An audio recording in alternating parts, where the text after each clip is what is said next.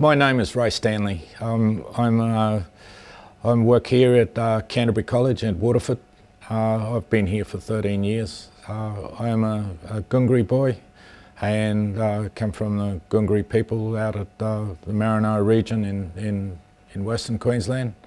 I am a recognised elder of my tribe, and I'm also basically involved here as an Indigenous liaison teacher, as well as my duties as a technology teacher.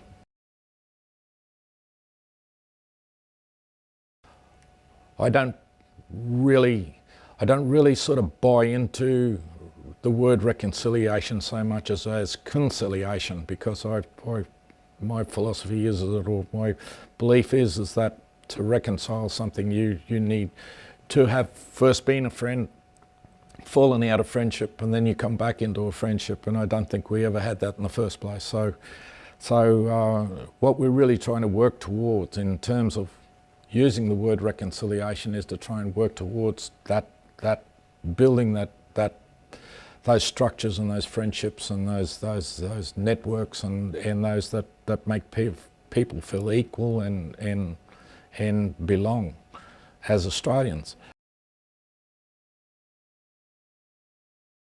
Part of our journey, if you like, in terms of with reconciliation here at the school was basically started off with myself and Donna Anderson, who was the head of college, and Tony Nutt, who was the Dean of Senior Students at the time.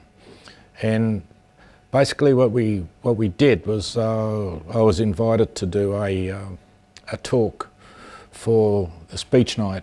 And as part of that speech night was to tell my particular family story, and then from that point we invited one of the past Indigenous students to come and present the school with a flag.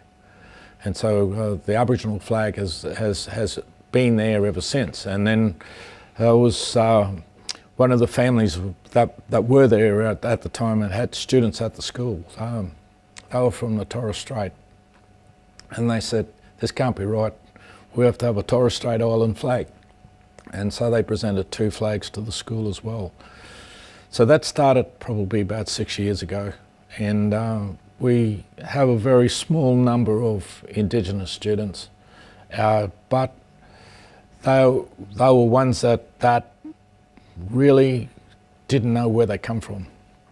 Most of them can come into the school and they can tick the box that says they're Aboriginal or they're Torres Strait Island, but they can't tell you who their mob was.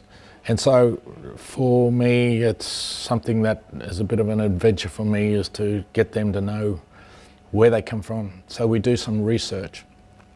For instance, one of our students here, his great uncle, was the pilot from Len Waters. He's the pilot, the only Aboriginal war pilot that flew fighter planes in World War II. And so they're going to name the second Sydney airport after him. And this student here is now knows that he comes from a very rich background. We've traced down his relatives, and he has so much more confidence in himself now as a person, because of the fact that we've been able to basically link him back to his ancestry. We basically try and do the other events such as NAIDOC Week and Sorry Day and those type of events that commemorate certain aspects of Indigenous life. And we also make sure that we have welcome to country whenever we have assemblies and things like that. And those welcome to countries now are being conducted by the Indigenous students.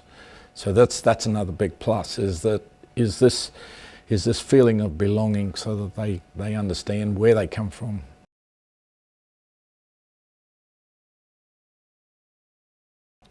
Future-wise, I think what we want to do is we would definitely like to see a bigger enrolment of particularly among the local Yugambeh people here, because the Yugambeh people they're the traditional custodians of this area, and so we really want to see a lot more of them, and basically tie into that local culture that way, and hopefully we're trying to see if we can get the dancers and we can get other bits of culture brought in here.